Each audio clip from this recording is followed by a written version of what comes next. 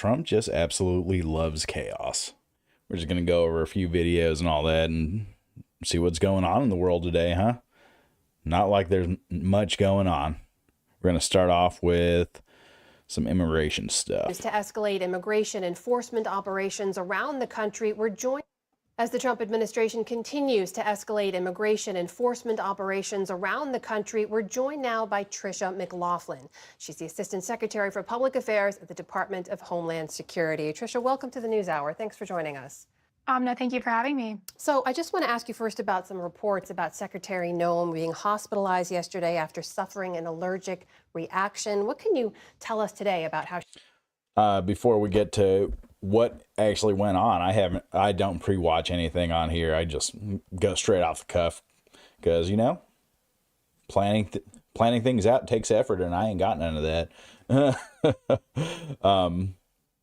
My assumption is Kristi Noem is allergic to telling the truth. Go. how she's doing? She's doing well, Amna. Thank you for asking. She was discharged from the hospital last night, and she's doing well, recovering. We just brought her to the hospital out of an abundance of caution. Thank you for that update. I do want to turn now to what we've seen in a lot of headlines, what I know is a priority for this president and seeing through his pledge of mass deportations. We saw the president on Thursday say that business leaders from agriculture and hotel and leisure had expressed worries to him that your immigration policy was, quote, taking very good longtime workers away from them, impacting their businesses.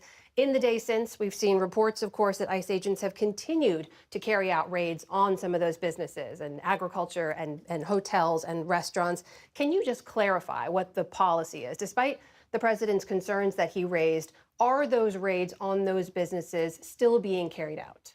Absolutely, Amna. And just to clarify this, our number one concern is violent criminals. And part of the way... That's bullshit. Stop the tape. She's lying. Our number one concern is violent criminals. If that was the case, they would have been done a month into the Trump administration and called it good, switched up the tactics. Except no, they doubled down. They called for even more people to be deported on the daily quota and less focusing on criminals, right? Unless they are categorizing criminals as people who illegally crossed the border or overstayed a visa. In my opinion, that's not a criminal act that is worthy of mass deportations on this level set out by federal agents, right? What is a criminal, in my opinion? You know, a murderer, yeah. Even an immigrant that violates the law on a lower level.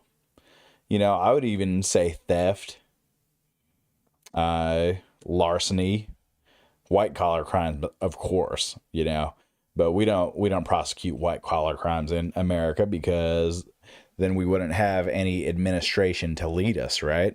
It would be no corruption to be had. So why would anybody want to take the job, right?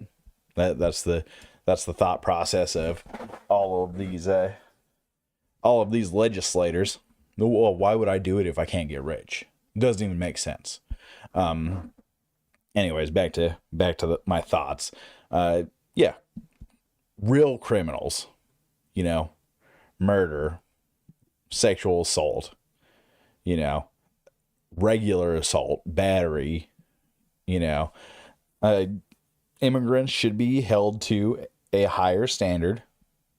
Sorry, that might be my privilege coming out, but you know, if you're coming into another country, you should be able to follow the laws to a T.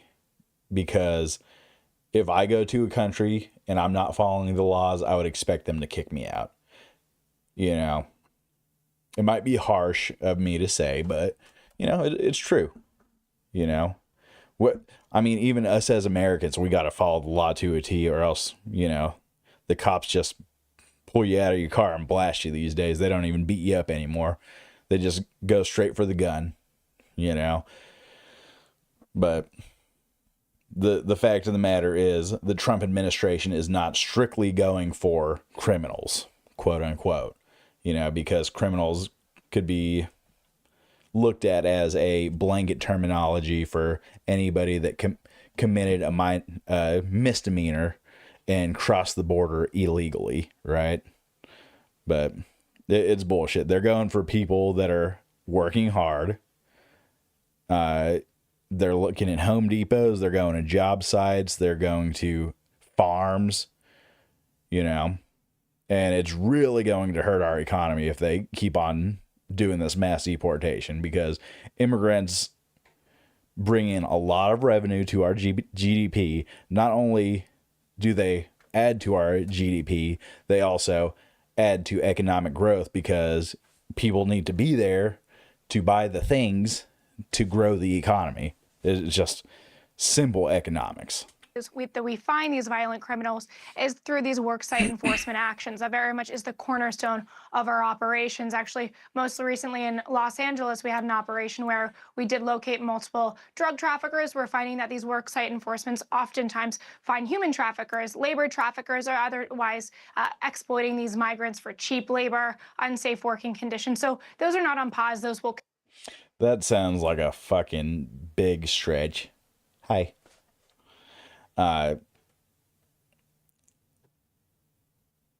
Finding drug traffickers and human traffickers and these bad guys and those bad guys, I feel like is a very big stretch to say, well, the 1 out of the 10,000 people that we found on these illegal job site raids, shown to be doing illicit activity. Okay, well, I mean, there's a lot of white people doing illicit activity on those job sites as well, but, you don't hear nothing about that. Continue. So we do know that undocumented workers make up somewhere between 4 and 5% of our entire nation's workforce. If these business leaders express concern about their businesses being impacted, are you saying there will not be a... And that's a 4 and 5% as a total. There are sectors where they are a lot more prevalent in breach. In construction, it could be up to 40%, I believe. In agriculture, it's well beyond 50%. And, there's a lot of low-paying jobs that regular Americans don't want to do that immigrants will do for really cheap and keep prices down for the rest of us, because at the end of the day, the owner class are going to make their money regardless of what's going on. They're not going to take any losses in order to give people a fair price. So they're going to have to take on cheap labor in order to keep those prices down and keep their profits still up. Change to that policy? I'm saying that in the last 100 days under this administration, 75% of those immigrants that we've arrested, those illegal immigrants that we've arrested, have had prior criminal convictions. So these are not necessarily innocent individuals, that they not only are in this country illegally, but they also have crimes that they've committed. I want to ask you about that number more deeply in a moment, but just to clarify, no change to that policy coming, correct? No, we will continue worksite enforcement operations. Okay, there was this reported target of 3,000 arrests a day that we'd seen. Can you tell me how often that target has been hit by ICE agents? Now, our ICE enforcement officers, they're consistently meeting their numbers. We want to get those numbers up, though, especially for violent criminals. But I think more than that, we have to look at the culture that has been for the last 4 years. Our ICE enforcement officers have been demonized.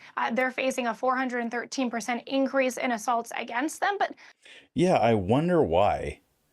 Because you're going to these places harassing people with masks on, like the Gestapo, because you're fucking cowards, and it's, what do you expect? People are going to revolt when you're doing illegal activity, and this is illegal because they not only arrest immigrants, but they do the illegal activity when they arrest U.S. citizens, because they are not legally allowed to arrest U.S. citizens, especially when they know they're U.S. citizens. As we've seen many times, they've been caught arresting, state officials and even federal officials, but nothing's going on. they keep getting to do whatever they want because, this is Trump's America and that's how it goes. For the last 4 years, they were told, don't do your job, don't make these arrests. So we've had to have some leadership changes. We've had to really reinvigorate this organization so they're empowered to do their jobs and make these arrests. Have they been able to hit that 3,000 target on any day so far? Well, they're absolutely working toward it. We're around 260,000 arrests since the Trump administration started. So 260,000 arrests. I want to ask you more about that because there was a recent analysis that The Guardian did that found that among the surge of immigrant arrests that we have seen under this Trump administration, the biggest increase from January to June was actually among people who had no charges or convictions at all, an 807% increase. There were absolutely people who had criminal records and criminal convictions among those arrested, but the vast majority, the analysis shows, did not. Is that accurate based on what you've seen? That's not accurate. I would not rely on The Guardian for any sort of analysis here. This is the federal government, the Department of Homeland Security. Republican glitch hack, just lie. When backed into a corner with facts not on your side, Republican glitch hack, just lie. That's just the go-to method of these Republicans in office because they know what they're doing is monstrous, but they don't care because they want a white ethno-national country to live in. Security is telling the American people that 75% of those illegal aliens who have been arrested have prior convictions. The Guardian is by no means a reliable analysis for this kind of data. You're saying 75% of over the 260,000 people you've arrested were convicted in a court for a violent crime. Is that what you're saying? That's correct. Can I just... This bitch is lying. A lot of these people don't even get court dates because Republicans nowadays all of a sudden think that due process is a thing that, is strictly for American citizens, right? I mean, if it was strictly for American citizens, how would we prove that you're an American citizen if you don't get due process, right? I've explained this to many people before, depending on the color of your skin, the slight hue of your orientation, you could be construed as, for me, for instance, they look at me and they say, well, I don't care if you say you're part of this country. The fact is, you're Russian. And you're going back to Russia, you snowback. I don't even get to go to Canada. No, we're going to send you somewhere without health care. Or like an Asian person, depending on the hue, Darker hue, well, you're Cambodian. Bye, motherfucker. Or lighter hue, you're Chinese. You're Chinese. You're out of here.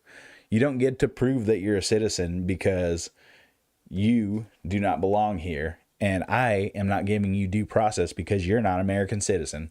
See, how do we prove that we're not American citizens if we don't get due process? Doesn't make any sense.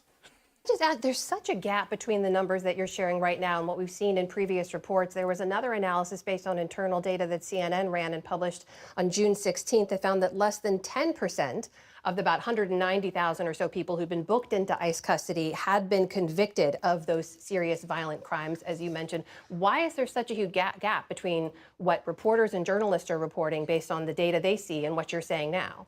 I don't know where CNN or the Guardian are getting their data, but I wouldn't say that those are exactly nonpartisan outlets. I don't really rely on them for... Excuse me, but the only nonpartisan outlets that we listen to is Fox News. Thank you. We're not going to listen to anything from the Communist News Network or MSDNC. Thank you. That's what Daddy Trump says, so that's what I'm going to say. We don't believe any of those fake news outlets, okay? We only go to the real news, okay? We go to Fox News. We go to Sean Hannity. We don't listen to that traitor Tucker Carlson. He doesn't work for the real news anymore. He's one of those fake actors that don't want us to invade Iran, okay? So we're not going to listen to him. Facts or analysis. I do rely on the Department of Homeland Security and our career civil servants who are giving us this data. I do want to ask you about another trend we've seen, which is the ramping. It's funny how Republicans all of a sudden are fine with these agencies. Whereas when Biden was in office, you know, every one of those agencies were on the chopping block. You know, the ABCs, the 3-letter agencies, you know, HHS and, you know, DHS and IRS and, you know, every agency, FBI, they were all evil because they were under Joe Brandon, right? But all of a sudden, those things are all go-to places. And, oh, I trust Homeland Security with my information because now the good God-fearing Republicans are the ones that are really putting the boot down on these immigrants, okay? Up of arrests in immigration hearings or in federal courthouses. There was a case in San Diego last week of a man named Syed Nasser. He worked with U.S. troops in Afghanistan. He was arrested by ICE as he left his asylum hearing at a courthouse. His lawyer says that he was legally paroled into the U.S. He had no criminal record in the U.S. or in Afghanistan, and his life is surely going to be at risk if he's deported back to that country. How is the U.S. safer without him here? Yeah, no, we actually looked into this case, and actually we're working with the Pentagon and found that there was actually no verifiable information or data that he did work with the U.S. government while he was in Afghanistan. But I think, fortunately, our message to those who are in this country illegally or have their temporary protected status that has ended is that the U.S. taxpayer so generously is offering these individuals $1,000 and a free flight home. They preserve the option then to return to this country the legal right way. Bullshit. Bull fucking shit. What makes you think that they're going to give these people the money that they're promising them when they get off that plane? Yeah, I believe that they would give them a flight back to their home country. I 100% believe that. Do I believe they're going to give them $1,000 in their pocket? Absolutely not. Because there's nothing holding them to account to do such a thing, and they're not going to do that. It doesn't make any sense. You know, why would you pay people to leave this country when you could be putting that money into social programs here in America? Republicans are so fucking backwards with the way they spend money. They act, oh, the Democrats spend money like drunken sailors every time they're in office. It's crazy. Joe Biden, his term in office, his 4 years in office, he spent a little bit more than Donald Trump's first term in office. Mind you, he had to recover the economy from a global pandemic. Okay? So if he spent just a little bit more, it's fine. However, Trump's second term, he's already on track to have something like, if his big beautiful bill passes and all that, that's going to add $4 trillion to the debt. But you will not hear a single peep out of a single sitting Republican about, oh, we're spending all this money, all this waste, fraud, and abuse on, you know, these tax cuts to the wealthy. Yeah, I mean, you hear a little bit from some of the sitting Republicans. Very few, though. Very few. Because, you know, at the end of the day, they all want their tax cuts. You know, and at the end of the day, a lot of these Democrats want these tax cuts as well because they're all rich as well. You know, I mean, what's the median wealth of a person in Congress? You know, it's like $20 million, you know. And that's only brought down because there's people like, you know, AOC and Bernie Sanders that, you know, they don't have millions and millions of dollars. I think Bernie Sanders worth like $2 or $3 million, and that's only because he wrote very successful books, you know. And then he's also been in the Senate for 100 fucking years, you know. Yeah, after 100 years, your wealth grows. Don't know if you know that. And if not, we will have to arrest them and deport them. This is someone that his lawyer said was legally paroled into the U.S., though. He did legally enter. He was following the legal process by showing up for this asylum hearing. So why should he be deported? So there are a number of programs that the Biden administration administered, really allowed people unvetted into this country. We've given people the proper amount of time to leave this country or apply for asylum. That's still on the table. If this individual wants to apply for asylum and he has a legitimate fear, that's something we'll absolutely consider. Patricia, this is someone who did apply for asylum. His case is already being heard. Why not allow it to go through the court system before arresting and deporting him? We are allowing it to go through the court system, Amna. He's already been taken into ICE detention and put into expedited removal. His case is not while he's awaiting his asylum hearing. That's correct. So you're saying his case will be fully heard. He won't be Yes, deported absolutely, until his Anna. asylum hearing is done. His case will be heard. Among the ramp up of people we've seen arrested at some of the immigration hearings, we've heard concern from folks who say, look, these are people going through the legal process. They are following the rules. Is the message that you're sending to them now, don't show up at the courthouse, don't follow the rules and follow the legal process because you might be arrested anyway? Of course not. But Amna, we've spent about 10 minutes right now defending those who are here in this country illegally, but I haven't heard a single time you talk about a victim of MS-13, of Tren de Aragua, of the MS-13 is a gang that originated in California. Thank you. That is my TED Talk. It's ridiculous. MS-13 is a gang that came out of the Folsom prison, I believe. And it started in America. This isn't a gang that, came strictly from Mexico and now they're terrorizing America. No, dude, it's fucking bullshit. The 100,000 individuals in this country who die every single year of fentanyl. So I do think something that's going on with PBS, the public broadcasting stations in this country, including cable news as well, is that there's a major focus on those who are here illegally in this country and not the victims. And there's a reason why the American people voted in a landslide on November 5th, 2024 for mass deportations. That's what Donald Trump as a candidate promised, and that's what we're going to deliver in this administration. Trisha, we've covered, Nobody voted for masked men to be black bagging and kidnapping people on the streets with no real due process. Okay. And that's what we got originally. And it was very heavily walked back because they had such a backlash when they gathered up the 270 or whatever individuals, put them on a plane with no due process, sent them to El Salvador, and then there were multiple people on that plane that were legally allowed to be here. Abrego Garcia being one of them. There was another, there was a gay hairdresser guy. I think there was even some women that the Presidente of El Salvador said, we can't take women. We don't put women in this death camp, So they had to send them back. Yeah, it's just a fucking shit show, dude. Like I say nobody voted for that. Let me just walk that back just a little bit, because there are a lot of scumbags in this country that did vote for things like that, right?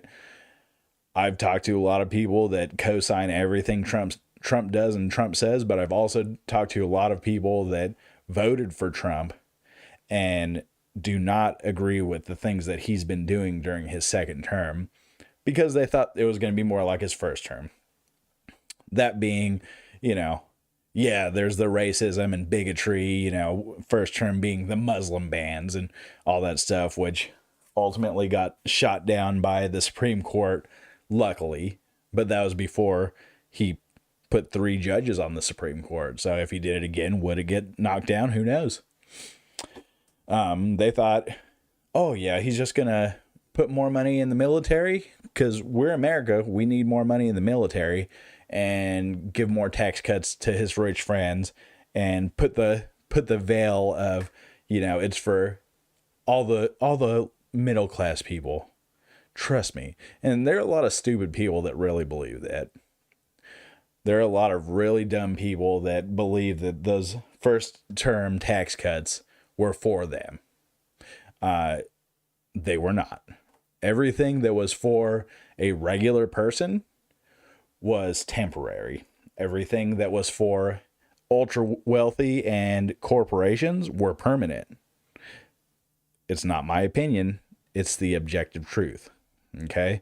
And people just do not, they cannot look through a fact, they can't look through facts or anything when they're looking at Donald Trump. Donald Trump can do no wrong to some people, and it is insane. To point out a number of those stories, and will continue to do so. I'm asking you about some of the changes in policies and enforcement actions that we've seen under this administration. It's not a defense of anyone. It's questions based on what we've seen in the headlines. So I guess the question again is, in terms of these enforcement actions we've seen at immigration hearings, regardless of where people are in that legal process, you're saying if they are here without legal status, they could be arrested and deported. Is that right? They could be arrested and deported, especially if you've been here less than 2 years. You are eligible for expedited removal. We encourage you to go to your immigration hearing, or else you will absolutely get a final deportation order, and you will be arrested and deported. Tricia, we thank you so much for making the time. Any immigrant that hears this, I would advise against doing the expedited deportation, because A, they're probably not going to give you the $1,000 they're promising you. B, they might not even drop you off in your country of origin. They might just say, well, you accepted it, so you're going to Haiti, I guess. And they're going to drop you off, and what are you going to do from there? Nothing, because you agreed to this. It'll probably be very, very fine print in the contract you're signing to cover the government's ass, say that you, not even legible with a fucking microscope, saying we're going to drop you off wherever you want, and then we're going to kick you in the nuts, and we're going to turn around and walk away. Sorry, you agreed to it. You signed the paper. Sorry, guys. I'm being willing to come on and engage and take the questions. That is Tricia McLaughlin, Assistant Secretary for Public Affairs at the Department of Homeland Security. Thank you again. Amna, thank you for having me. After the interview, we asked DHS for information backing up the claim that 75% of the 260,000 people arrested were convicted of a violent crime. They provided an April press release claiming 75% had convictions or pending charges. They said that number has remained consistent throughout the Trump administration. Where are the numbers then? Put them up. Put up or shut up. You know, or is it just them in an email? Oh yeah, everything's 75%. Yeah, everything she said was all right. Cause yeah, it's fucking bullshit. They're lying. You know what do you expect from a Trump supporter? All right, let's jump into polls on the Iran strikes. So I have not watched this yet. My prediction is there's going to be a solid 10% that completely agrees with it because, you know, Trump scaremongered them. But the vast majority of people are not going to like what he did. We've also got some new polling out just an hour ago. It shows how Americans feel about the president's decision to attack those nuclear sites in Iran. So here's what we know. 56% of Americans surveyed here disapprove of the military action in Iran, while 44% approve it. When asked if they think the strikes will make Iran more of a threat to the U.S. or less, more than half said more. Now, President Trump has announced a ceasefire between Israel and Iran, of course, but some Americans are skeptical about the president's motivations. I think it's important. So, in my opinion, let's go back to these numbers. These approval ratings right here, 44%. These are people that are completely taken aback by propaganda. Propaganda runs thick through their veins and they eat it up like pudding. Yummy, yummy, yummy in my tummy, right? Obviously, these disapproval people are correct because us illegally bombing a country who did not attack us first, that we have no evidence of them actually building nuclear warheads is a war crime. So, pro-war crime, anti-war crime. These are the statistics right here. Yeah, like I couldn't even be on the approval side if it came out 100% they're building nukes. I just could not be on that side because unless they actually attacked us, it is illegal to offensively launch a war. Not to mention, it is also illegal to circumvent our Congress to go and drop bombs on another country just because you feel like it. Oh, I just really feel like it. So I should probably do this because it sounds like a good idea, right? No, the reason we have Congress to approve and disapprove wars is because in the long ago, 249 years ago, we broke away because we were no longer infatuated with kings, right? A king will go to war because they feel like going to war. A king will go to war if, a different king looks at him wrong. A king will go to war if you drop some potato salad next to his daughter and she gets pregnant. A king will go to war for anything is what I'm saying. And that's what Donald Trump thinks he is. He thinks he's a king and he thinks he gets to get away with anything he wants. You know why? Because he does. He gets away with whatever he wants. And that was proven by, yesterday we went over the articles of impeachment that Senator or Congressman Al Green put forth, that not only all of the Republicans did not go with, but 128 Democrats also voted against, which is insane. Like, okay, I get like 5 or 6. Okay, there's going to be a handful of Democrats that are like, well, America first, really. So, we probably should, like John Fetterman, that fucking psychopath, he was like Bernie Sanders endorsed just about when he got elected. And then a month or so going up to the election, he has a stroke, gets brain damage, and becomes a MAGA Republican. So I get it if he votes against it, but everybody else, God, guys, you're gonna need to put some fucking shit up, because a lot of you are gonna be voted out of office soon. That is the absolute truth. I personally went over the list to see if my congressperson was on there. She was not. I was very glad to see that, because from what I've seen of her, she's very good. And I would have been very disappointed if she was on there, but she wasn't. So no harm, no foul, But yeah, it's just insane how many at this point in time. We're 5 months into this administration and we've had nothing but heartache. It's been endless. So Iran, while 44% approve it. When asked if they think the strikes will make Iran more of a threat to the U.S. or less, more than half said more. Now, President Trump has announced a ceasefire between Israel and Iran, of course, but some Americans are skeptical about the president's motivations. I think it's important to remember that there has been a repeated pattern of using diplomacy and negotiations to try to catch Iran off guard and launch sneak attacks on Iran. That is 100% true.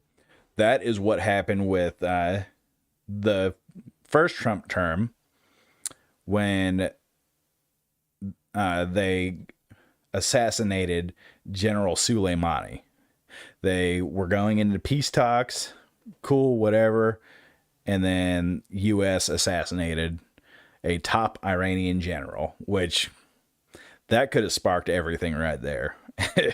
And the fact that it didn't astonishes me. But, you know, Iran seems to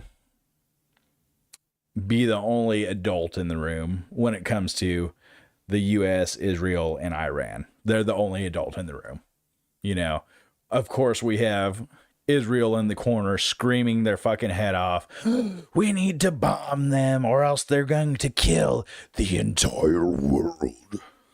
But then you got Trump coming in. Excuse me, whoever praises me the hardest will not be bombed. And I'll tell you, Iran, that Bibi has been glazing it up. I've never seen bigger loads, you know, whatever he said yesterday. These loads were huge. Isaac Dever, Chuck Rocha, and Ashley Davis are joining me again. I'm kind of cautiously reading these numbers because things have just moved so quickly since the initial strikes, but I always look at the number of independents, and I was surprised there to see that number be 60% over 40. You're nodding. Yeah. Yeah, Democrats is about where I thought it would be, you know. Republicans, that's actually higher than I thought Republicans would be. I honestly thought it would be closer to like 40% approval with Republicans. And then obviously the independents, you know, these are all the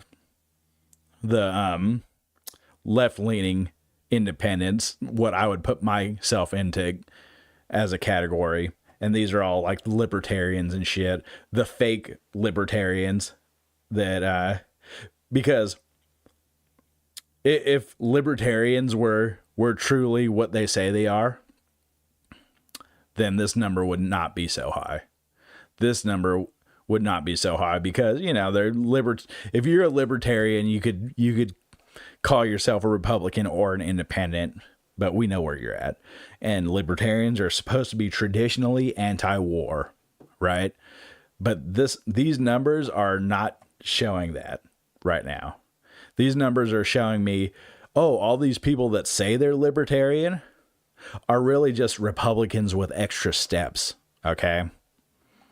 Yeah, because that's the most important piece. We expect Democrats and Republicans to run to their corner no matter almost what the issue is.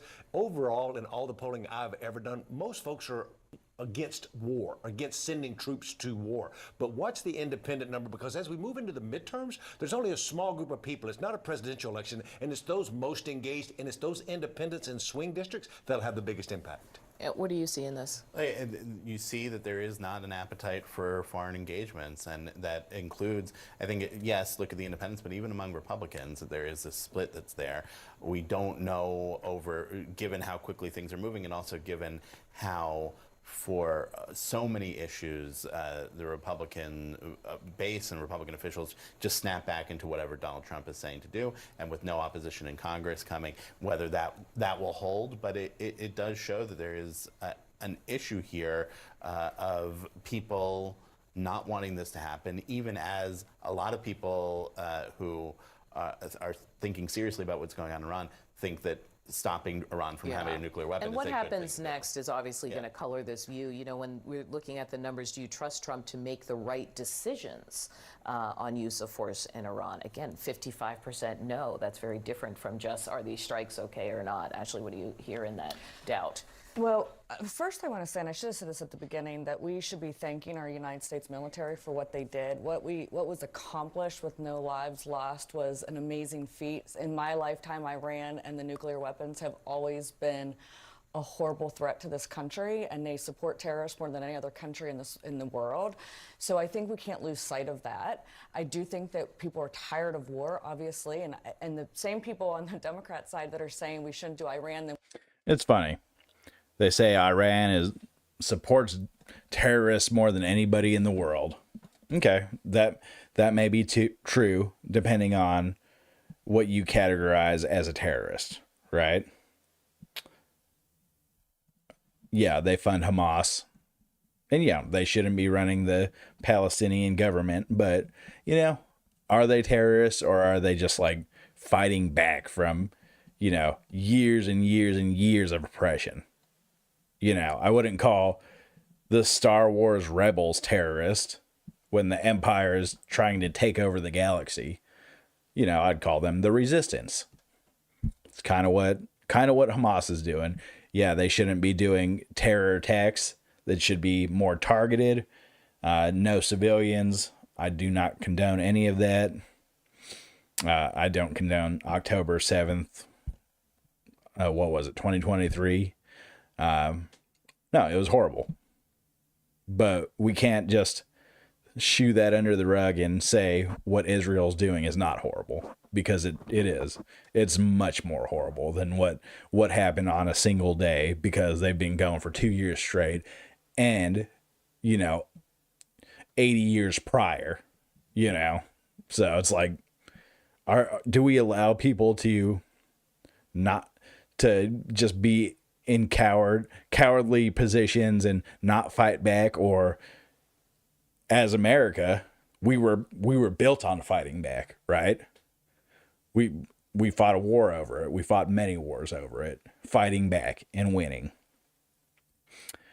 You know, it's the same thing you could say about when we were fighting the Revolutionary War. You know, were we the terrorists then? To some, yes. To the indigenous, definitely. But at the end of the day, we were fighting for our freedom. Same shit, you know? But people like this is just very disingenuine when they say, well, they're the biggest supporters of terror in the world. You know who also supports terror? One of our biggest allies in the world, Saudi Arabia. And you know why I say that? Because they're the ones that did 9/11. You know, I know we like to point our finger at other people, but I think 80% of those people on board were from Saudi Arabia. There you go. And we probably shouldn't do Ukraine either. I mean, it's the same argument. And so there is if this ends, like you say, and we're not in this for another year or 2 years or even 6 months, what was accomplished by most likely destroying at least most of their nuclear capability is a win. And what happens if there's some sort of retaliation, or that would change all this, and hopefully nothing like that will happen. Absolutely. Yeah. And if we have to send troops and all of that, is a whole different story. Israel's government says it has now agreed to a ceasefire with Iran, and Iranian media also reporting that a ceasefire has begun. But the Israel Defense Forces accusing Tehran of a ceasefire violation already, saying they have intercepted 2 missiles launched from Iran. The Israeli defense minister vowing to, quote, respond with force. But a senior security official in Iran tells CNN no missiles have been fired at the enemy, as he describes them so far. Well, US President Donald Trump urging both sides to stick to this ceasefire, this truce, saying, please do not violate it, exclamation mark. Well, a new CNN poll shows... Yeah, I mean, and he was pissed off yesterday about Israel violating it directly after after it went into effect. I mean, there's the reporting hasn't panned out yet, like, were they just trying to get a buzzer beater? Because, you know, for whatever reason, Iran had to stop 6 hours before Israel had to stop.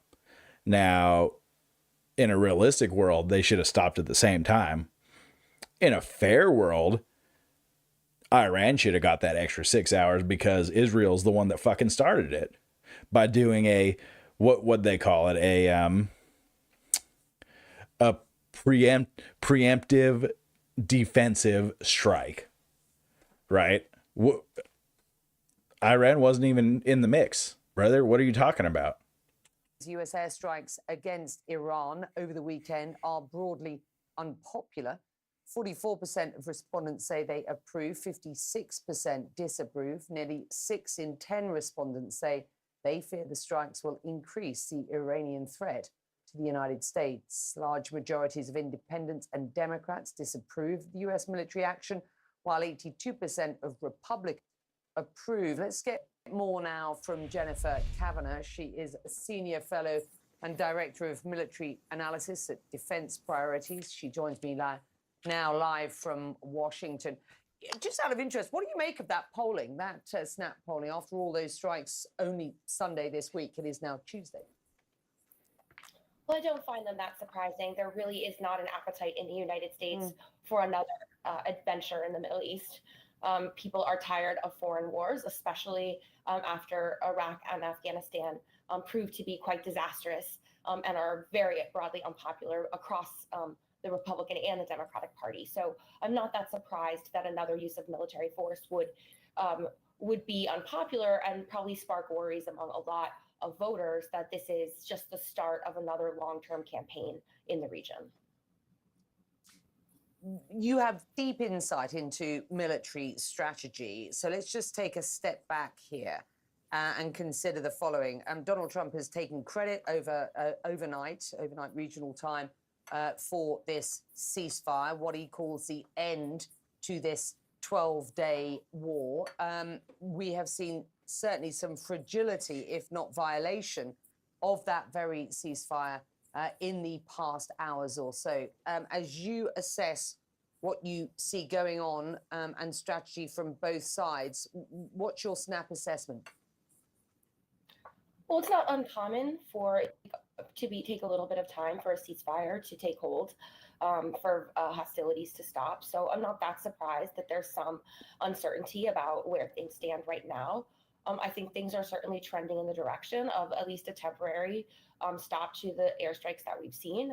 Israel was signaling even yesterday that it was getting towards the end of its target list, both because the United States had signaled it wanted to de-escalate, but also probably it's running low on air defense interceptors as well as its own munitions. And Iran similarly has suffered significant military damage and doesn't have an endless stockpile of missiles. So I would expect to see a temporary cessation of hostilities here. However, the bottom line is that the fundamental problem of Iran's nuclear program hasn't really been addressed.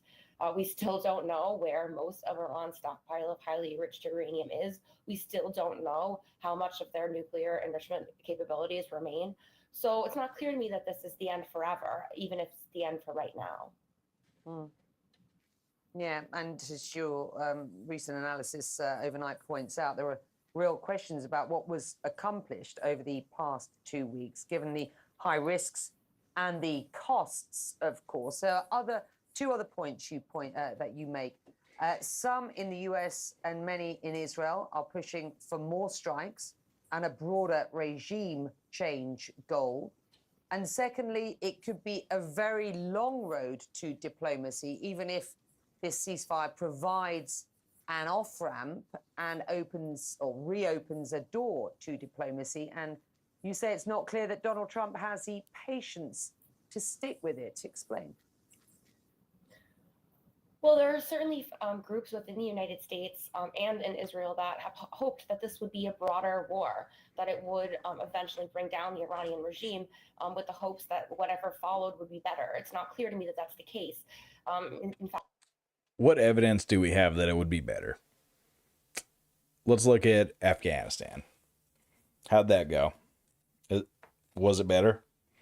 Our regime puppet that we put in to office, or did the Taliban inch closer every year for 20 years and then retake over, or just take over Afghanistan and ran us out of there? I'm pretty sure that's what happened. I mean, violence begets more violence, and as the most violent country in the world, you know, the U.S. has the final say in what happens. Will that be regime change? Who knows? That's what Israel wants. But I don't think as Americans we should be putting ourselves into these conflicts in the Middle East. In my opinion, the more we stay out of it, the better. In fact, it seems more likely that if the current regime were to fall, you'd end up with a failed state, which would probably be even worse. In terms of, you know, thinking about the path back to diplomacy, at this point, the Iranians have very little reason to trust Donald Trump's word. He's now twice talked about having negotiations and then scuttled those negotiations himself by greenlighting military operations, first Israel's and then the United States. So it's not clear to me that the United States can offer credible assurances to Iran that if it negotiates, it's going to be protected from future attacks. So for any Iranian regime, that has to be a calculation. Is negotiating worth it?